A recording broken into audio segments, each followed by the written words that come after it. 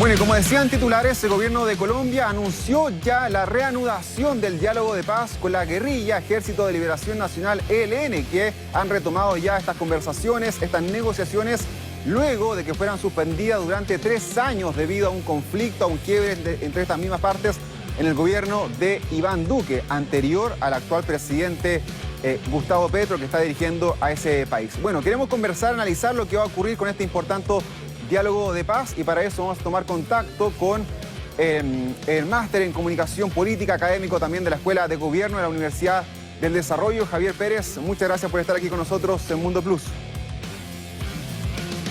Un saludo para ti y para todos los televidentes de Mega. Muchas gracias, Javier. Bueno, ¿qué te llama a ti la atención de esta reanudación que finalmente se hace entre el gobierno colombiano, ahora dirigido por Gustavo Petro, y esta guerrilla, teniendo en consideración de que ya tenemos un precedente en años recientes con este diálogo de paz y posterior acuerdo que se alcanzó también con la FARC, que era la guerrilla más importante de Colombia? ¿Podría generarse un tratado similar con el ELN? A ver, Pablo, aquí hay un compromiso de campaña de Gustavo de Petro. Esto es lo primero que tiene importante. Petro, en el fondo, anunció esto como un pilar de su campaña. Y Petro ha sido un presidente que se decidió gobernar desde el primer día. Petro, en el fondo, con este anuncio y con este cese al fuego ya multilateral por parte de ELN, pero también con otras cosas que han pasado en la última semana, como el proyecto de reforma tributaria que lanzó su ministro de Hacienda, el proyecto de reforma agraria, etcétera, etcétera. Varias acciones de Gustavo Petro, en el fondo, han sido y que han logrado y que han generado movilización ciudadana, ¿no? Vimos grandes movilizaciones en Colombia hace un poco más de una semana, 10 días. Lo que busca Petro con esto es efectivamente tener la manija y el control político rápido de aquellas cosas que él en el fondo estableció como compromisos de campaña. La verdad es que aquí en este tema en el fondo probablemente hay otro trasfondo que es el tema de la unión de gobiernos entre Colombia y Venezuela. Recordemos que los principales líderes y la principal actividad de esta guerrilla hoy está en Venezuela. Y después de una relación en el fondo tremendamente tirante, que fue la que tuvo Maduro con el gobierno anterior colombiano, hoy Petro primero busca tener una relación buena con su país limítrofe, que es lo primero. Segundo, cumplir algunas de sus promesas de campaña como un elemento importante, pero tercero, también aquí hay una relación económica bien importante. Gustavo Petro, en el fondo, en uno de sus últimos anuncios de algunos días atrás, por ejemplo, anunció que no iba a generar situaciones de exploración respecto a petróleo y gas. Y por lo tanto, con eso, en el fondo, le abre la puerta para comprarle a Venezuela. Por lo tanto, esto tiene que ver más con un fenómeno geopolítico, de relación también al interior del continente y con sus vecinos, aparte de promover y de pronunciar este fenómeno de paz que todavía estaba pendiente desde aquel acuerdo, y recordemos también desde la pérdida del plebiscito por parte del presidente Santos hace ya más de 8 años, ¿no? Justamente de eso te quería consultar, Javier, porque sabemos que la violencia es un tema muy importante en Colombia. Lamentablemente las cifras siguen siendo bastante negras en torno a esta misma temática, y claro, la solución que plantea aquí Gustavo Petro es generar un acuerdo de paz con esta guerrilla que también han tenido un pasado bastante oscuro dentro de Colombia. Esa es la alternativa que él busca, pero como tú bien decías, no sabemos si la ciudadanía a lo mejor está en la misma sintonía que el presidente en esta misma fórmula, por lo que comentabas. Cuando se hizo este referéndum con la guerrilla de la FARC, después de que fue mundialmente alabado, que finalmente las partes se sentaran a negociar, se terminara la guerrilla de la FARC, finalmente la gente en Colombia dijo no. Dijo, nosotros no queremos este acuerdo que se había creado. Finalmente se logra hacer por una gestión ahí del presidente Santos, pero en un primer momento la ciudadanía también no lo miró muy bien, por lo menos en su mayoría. ¿Qué crees tú que es la opinión de estos momentos de los colombianos con esta reanudación con el ELN?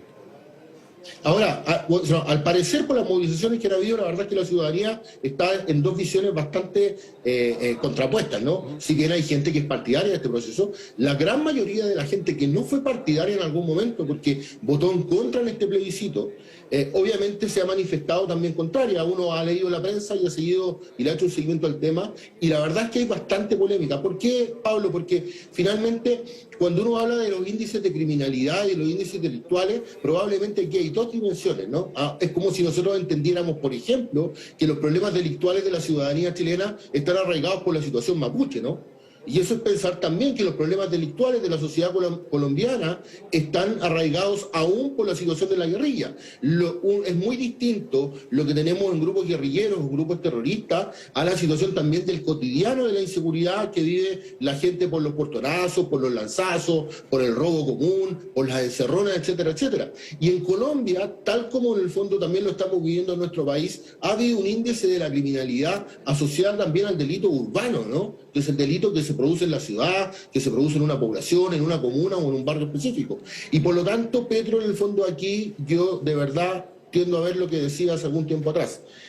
Estaban tratando de dar un golpe de efecto, solucionando un problema que obviamente es un problema que ha atravesado la historia de los últimos 40 años de Colombia, para tenerlo y dejarlo muy en claridad, para entender que es un problema importante, pero también en el fondo quiere apaciguar la relación con su principal vecino, que es Venezuela, porque ahí es donde están hoy día en el fondo la organización y el proceso de guerrilla, pero probablemente, Pablo, esto no va a lograr una solución a todos los problemas de criminalidad que siguen existiendo en Colombia y de delitos que siguen existiendo allá.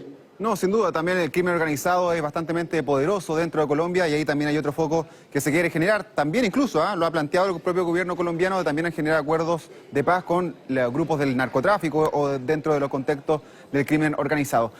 También hay que decir, Javier, que el ELN ha tenido ciertas señales que para mi gusto han sido positivas. Por ejemplo, ellos fueron los que propusieron crear este acuerdo de paz después de haber visto la experiencia con la misma FARC. También en muchos momentos, por ejemplo, de elecciones en Colombia o momentos más complicados a nivel político, ellos también han adherido un alto al fuego en distintos momentos. Y para muchos expertos, el ELN no ha sido tan caótico como fueron las FARC con distintos atentados, sino que tenían un conflicto mucho más localizado, focalizado y no con tantos niveles de violencia.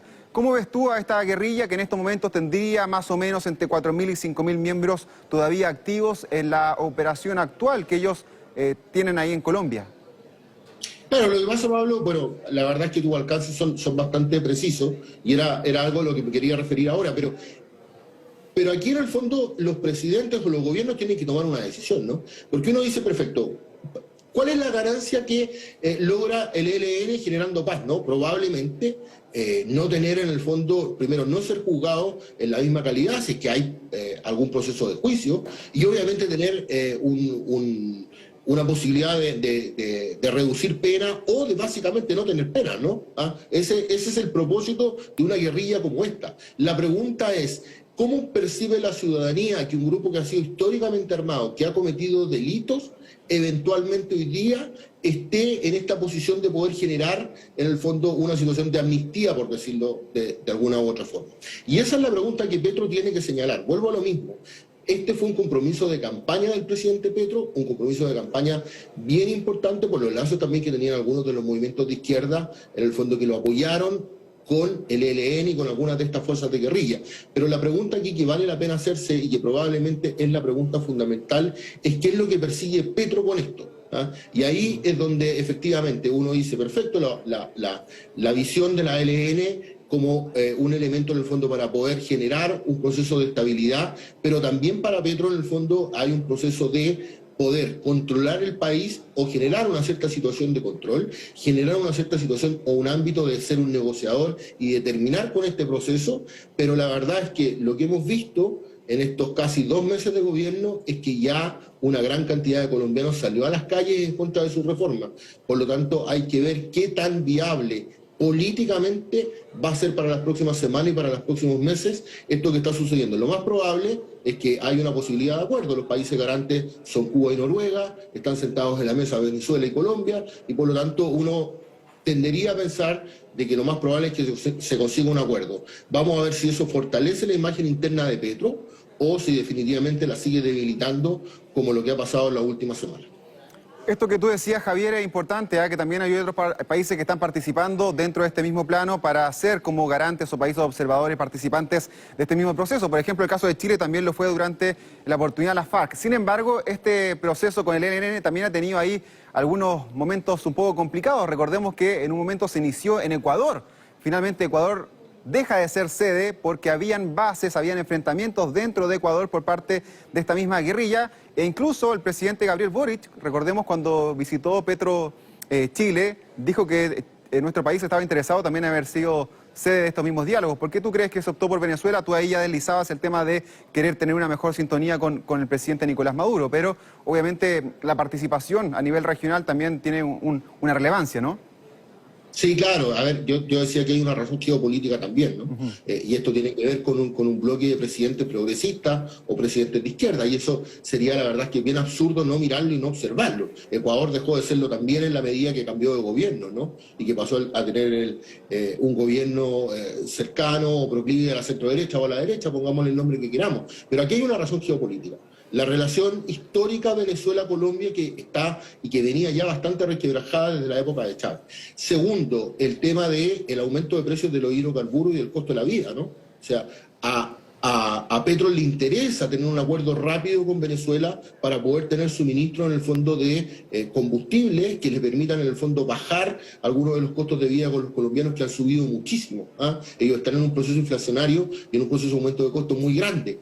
Y tercero, obviamente, como te decía, aquí hay una idea de presidentes del progresismo de poder generar en el fondo un ambiente. Porque si uno mira los países, bueno, ve Cuba, Venezuela, Colombia, y podríamos decir que Noruega tiene un tanto más de neutralidad, siendo un gobierno un poco más socialdemócrata, ¿no? Pero en general lo que uno ve es que aquí hay un ambiente asociado al progresismo, a las fuerzas más socialistas y del Partido Comunista, y por lo tanto la idea es tratar de sacar a esta gente, como dicen ellos, de los fierros y de las armas, ¿no? Pero efectivamente hay una razón geopolítica acá, porque es importante armar este grupo. Bueno, y hay que ver también qué va a pasar con Brasil y qué va a pasar con Lula, ¿no? Si probablemente Lula es presidente, ese va a ser un eje que se va a fortalecer de forma grande. Vamos a tener a Colombia, a Venezuela y a Brasil como un eje importante y trascendente en lo que viene para América Latina y Sudamérica en los próximos meses. Bien, Javier Pérez, académico de la Universidad del Desarrollo, muchas gracias por haber estado aquí con Mundo Plus, analizando este tema tan importante también para toda la región. Que esté muy bien, un abrazo. Gracias, Pablo, muchas gracias Chao, a ustedes chao. por la oportunidad. Chao, chao. Bueno, vamos a viajar porque hoy